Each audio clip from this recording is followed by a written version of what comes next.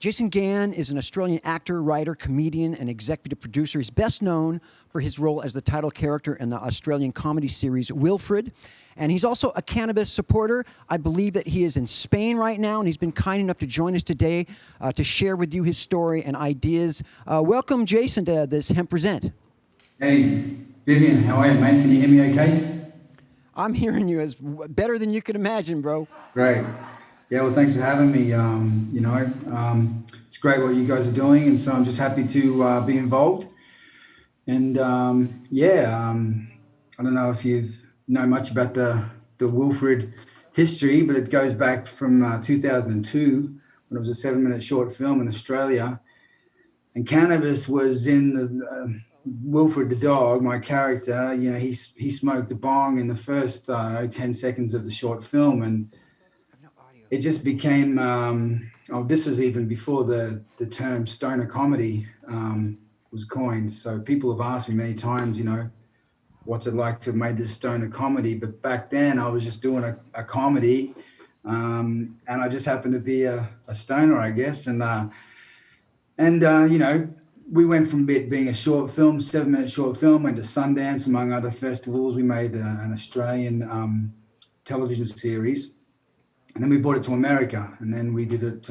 We did 4 seasons with me and Elijah Wood, and that was a new version of the show. And cannabis again was a big part of it. But like the 2 shows were kind of different, but the one thing that cannabis is one of the things that was consistent in both shows.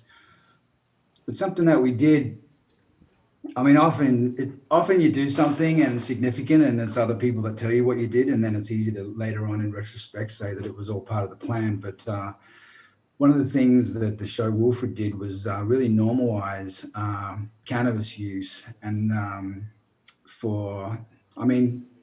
say with alcohol, right?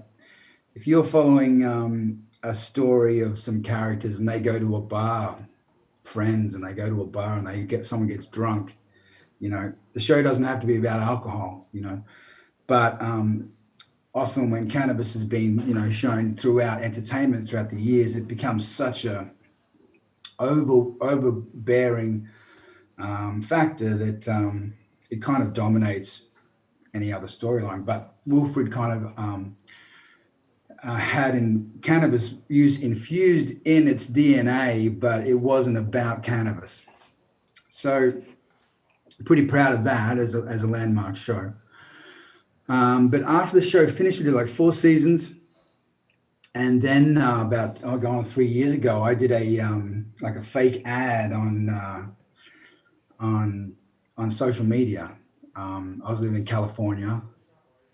And it was Wilfred's weed delivery service, and it was just a joke, but the response was kind of overwhelming. So, I decided to get into the cannabis business, and I'd sold several scripts since Wilfred in Hollywood, but nothing had been made. I was frustrated. I wanted to do something else significant as well, and then suddenly I had this opportunity to get into the cannabis business, right? And so it was like a cannabis dream come true for someone like me, you know, who was like a quarter century everyday advocate, you know.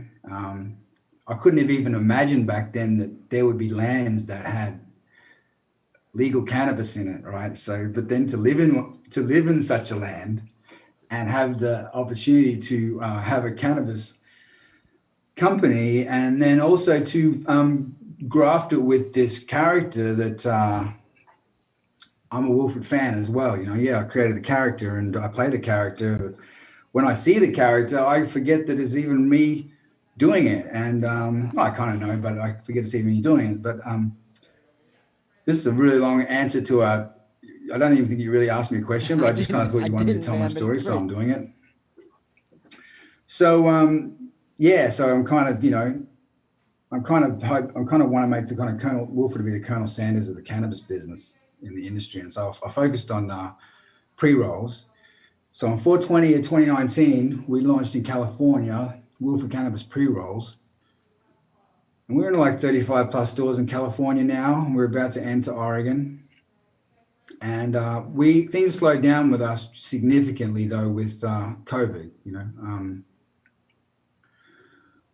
For the first year we were licensed manufacturers, because when I was coming into the business, they had these regulations, that were hanging over their heads saying, maybe the whole white label thing isn't going to work anymore.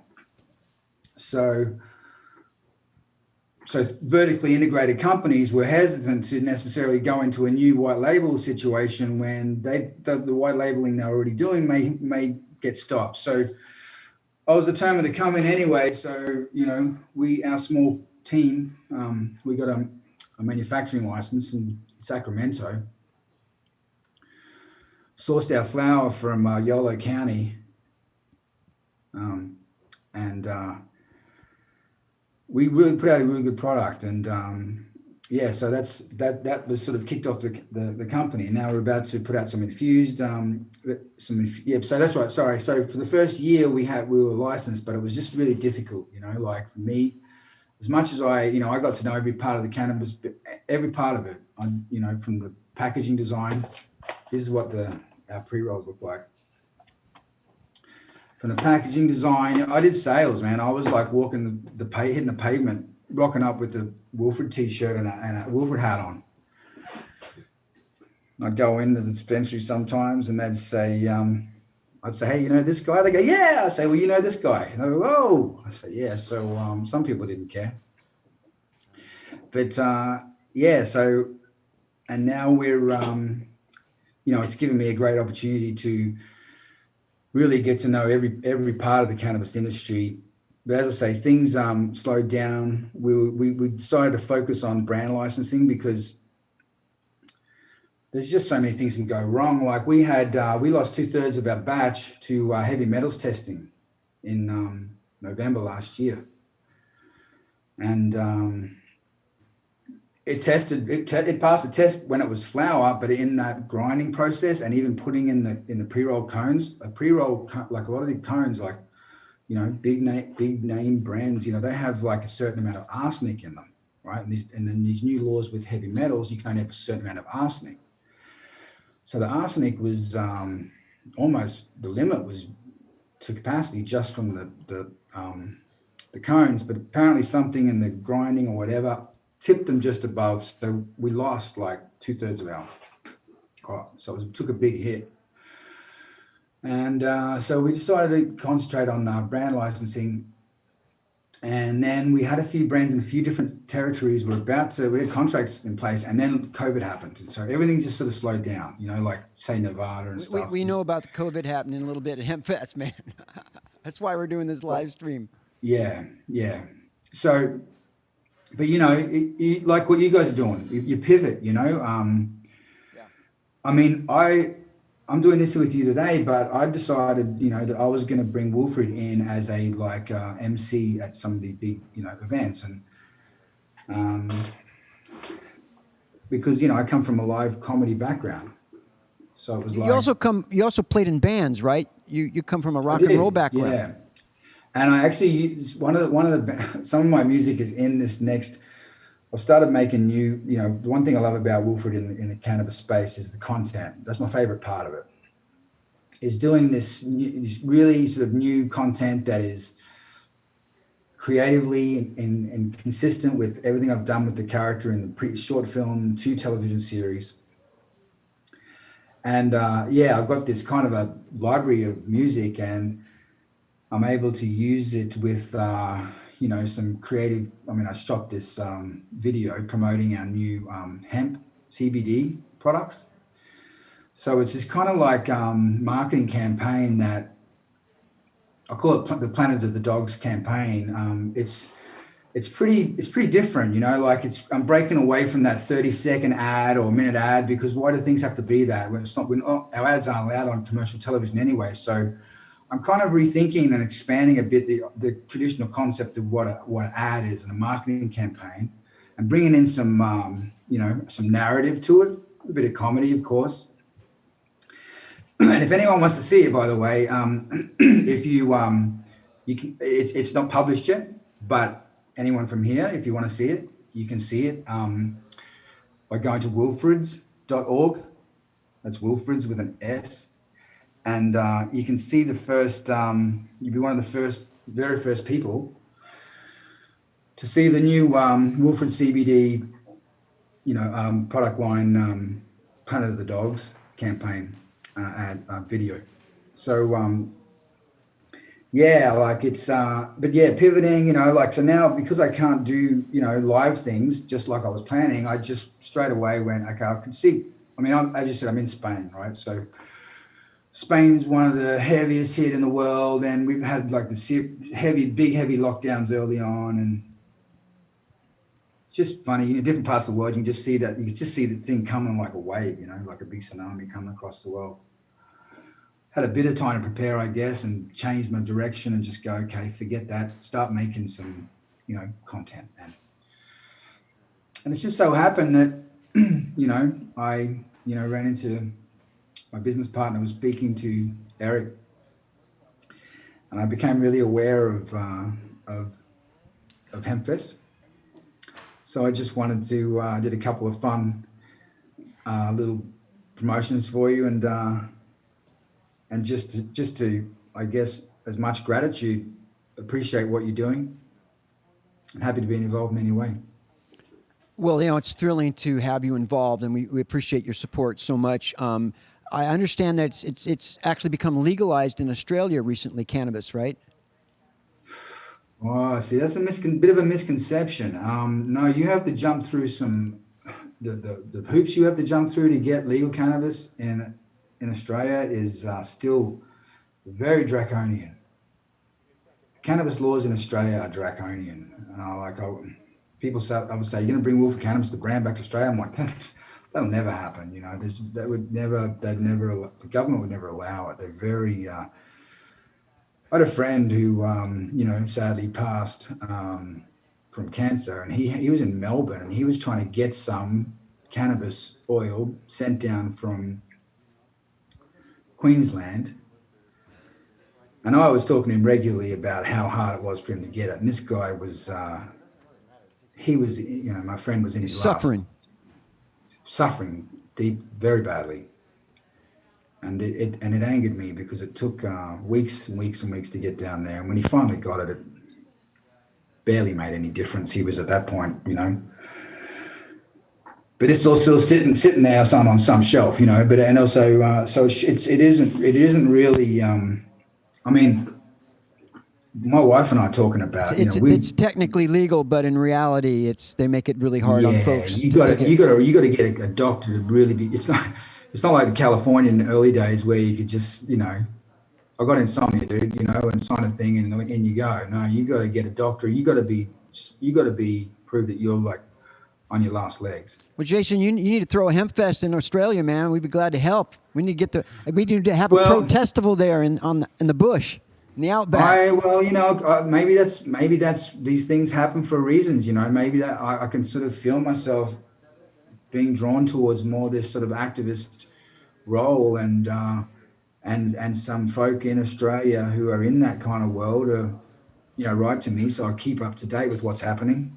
And so maybe we should do that. Yeah, well, let's talk about it. So for the people that watch Wilfred, I want to say you probably shouldn't smoke pot with your dog.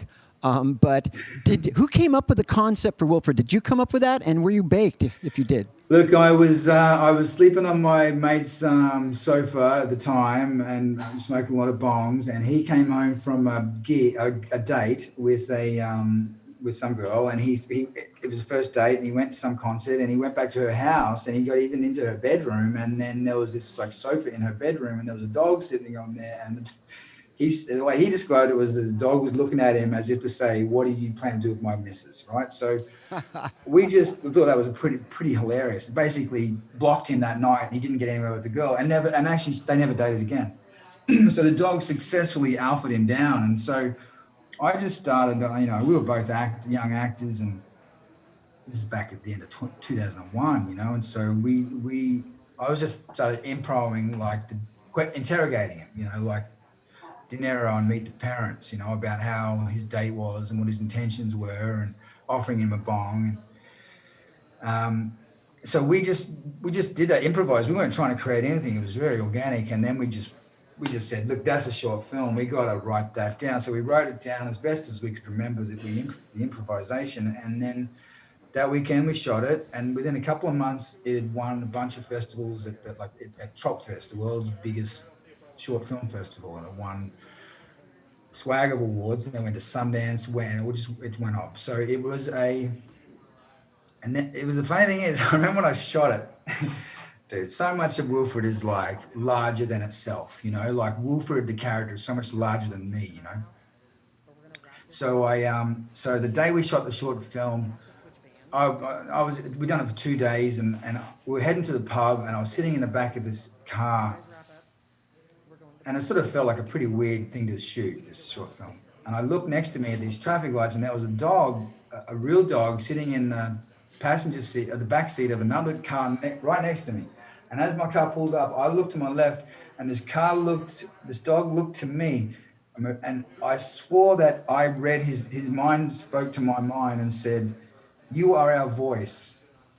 Go forward and tell our story, you know? And I felt my mind hear this. So then I spoke back to him in my mind and I said, I will.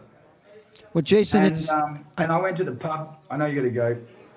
I went to the pub and I told the story, and then here I am, like almost 20 years later, bringing the dog story to the people. Well, we've got to wrap it up. I want to say thank you so much for all your support. You know, it's your show is an international hit, and it's thrilling to have you involved. And the land is dark.